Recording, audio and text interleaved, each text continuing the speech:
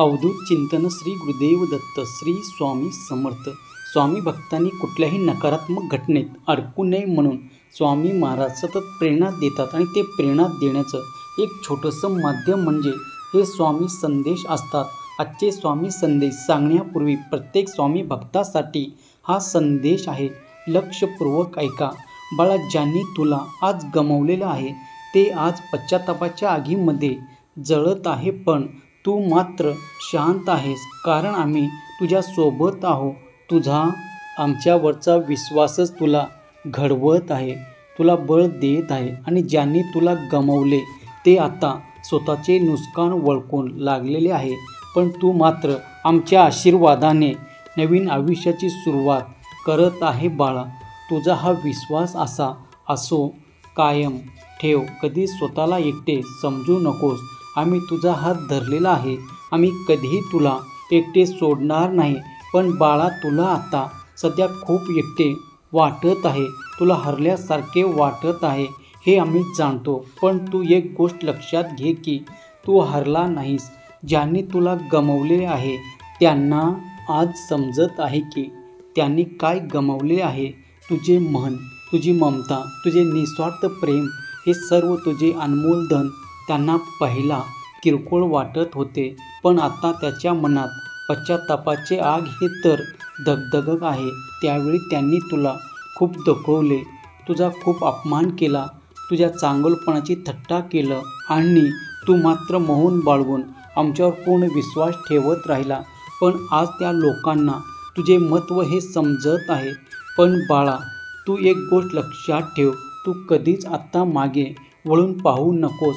त्यांना त्याच्या पश्चातापाच्या आगीमध्ये जळणे हा तुझा विजय नाही, तर ते तुझ्या शांततेचे, तुझ्या विश्वासाचे ते फळ आहे. आम्ही तुला इतके मोठे हृदय दिलेलं आहे. तू कोणावरही आजपर्यंत राग धरलेला नाही, कोणाचेही वाईट केलेलं नाही, म्हणून आज तुझ्या आयुष्यात नवे तेज हे उगवत आहे.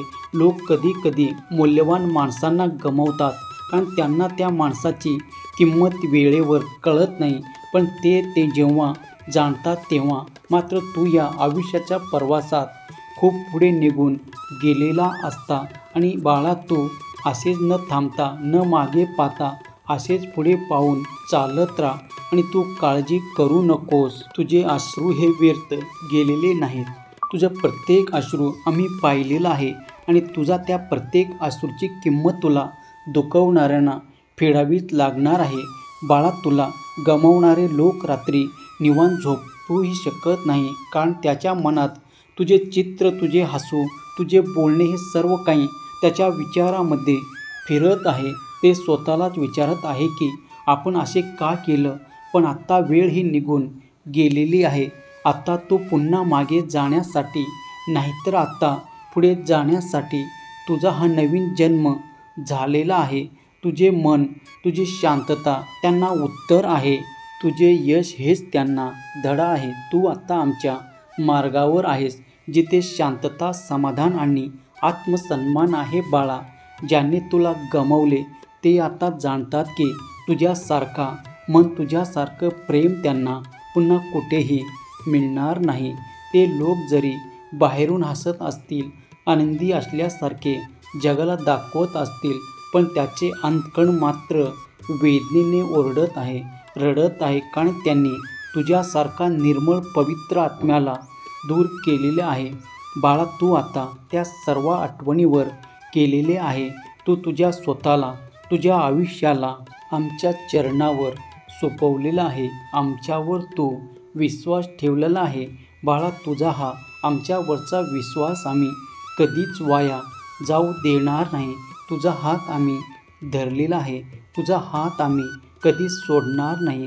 तुला मी चिवेवर घेऊन जाणार, जिथे लोक तुला फक्त पाहू शकशील, पण तुला गाठू शकणार नाहीत. त्याच्या मनातील पश्चात्ताप हेच तुझ्या आयुष्याची प्रेरणा बनावं. तुझ्या मनात कोणाविषयीही राग, द्वेष तू धरू नकोस. तुला न्याय मिळणार. फक्त तू पुढे पुढे चालत राहा. तुला ज्यांनी त्रास दिला त्यांना हे ब्रह्मांड धडा शिकवणार. पण तू देखील बाळा, आता कोणाकडूनही कोणतीच अपेक्षा ठेवू नकोस. अपेक्षा फक्त स्वतःकडून तुमच्या परमेश्वराकडूनच ठेवा आणि तुझ्या त्या अपेक्षा पूर्ण करण्यासाठी प्रयत्नही तुला स्वतःलाच करावे लागणार आहेत.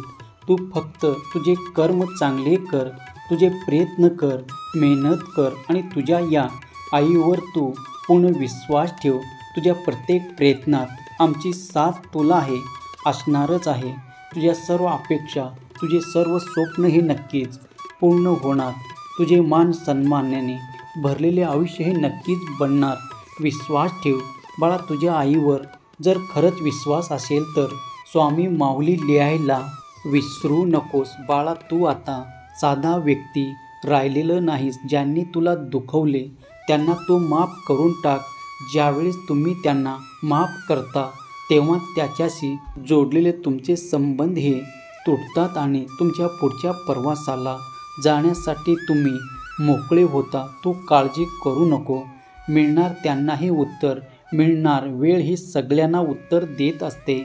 ज्यांनी तुला कमी लेखलं आहे उद्या ते तुला आदर्श मानतील. त्यामुळे तू फक्त पुढे बसून चालत राहा शांतपणाने, आत्मविश्वासाने आणि पूर्ण विश्वासाने. बाळा, ज्यांनी तुला गमावलं ते मात्र पश्चात्तापाच्या आगीमध्ये जळत आहे, पण तू मात्र आमच्या प्रकाशात, आमच्या आशीर्वादाच्या प्रकाशात फुलत आहेस. हसत आनंदाने तू पुढे चालत राहा. पण तुझे भविष्य आमच्या हातात सुरक्षित आहे. तू कोणतीच काळजी करू नकोस. तुझी आई हे खूप तेजळ पडणार आहे. तू एक उदाहरण बनणार आहेस. तू एक प्रेरणा बनणार आहेस. तुझे भविष्य खूप उज्ज्वलमय, खूप आनंदमय बनणार आहे. त्यामुळे तू कोणतीच काळजी करू नकोस. असे स्वतःवर आणि आमच्यावर तू पूर्ण विश्वास ठेवून नवीन आयुष्याकडे चालत राहा. तुझे सर्व कल्याणच होणार. काळजी करू नकोस. बाळा, तुझा आमच्यावर जर खरंच विश्वास असेल तर श्री स्वामी समर्थ लिहायला विसरू नकोस. तुझे कल्याण होईल. स्वामी भक्तांनो, तुम्हाला जर आजचा हा संदेश आवडला असेल तर या संदेशला लाईक करून कमेंट करायला विसरू नका. तसेच हा संदेश शेअर करायला देखील विसरू नका. कारण तुमच्या एका शेअरमुळे कुणाचे तरी आयुष्यात थोडी जरी आनंदाची उमेद निर्माण झाले, त्याच्या आयुष्याला नवी दिशा मिळाली तर त्याच्या आशीर्वादाचे फळ तुम्हाला नक्कीच मिळेल. त्यामुळे असे स्वामीचे संदेश दररोज ऐकण्यासाठी स्वामी भक्तिमय चॅनलला नक्की सबस्क्राईब करा आणि बेल आयकॉन दाबा. त्यामुळे नवीन व्हिडिओचे नोटिफिकेशन लवकरात लवकर तुमच्यापर्यंत पोहोचेल. स्वामी भक्तांनो, आपल्या या चॅनलला तुमच्या मिळत असलेल्या प्रेमाबद्दल आणि विश्वासाबद्दल तुमच्या सर्वांचे मनापासून खूप खूप आभार आहे. तुमचे प्रेम आणि तुमचा आशीर्वाद नेहमी मिळत राहो आणि त्याचबरोबर तुमच्या सर्वांच्या आयुष्यात सुख समृद्धी लवकरच येवो. तुमचे सर्व स्वप्ने पूर्ण हो.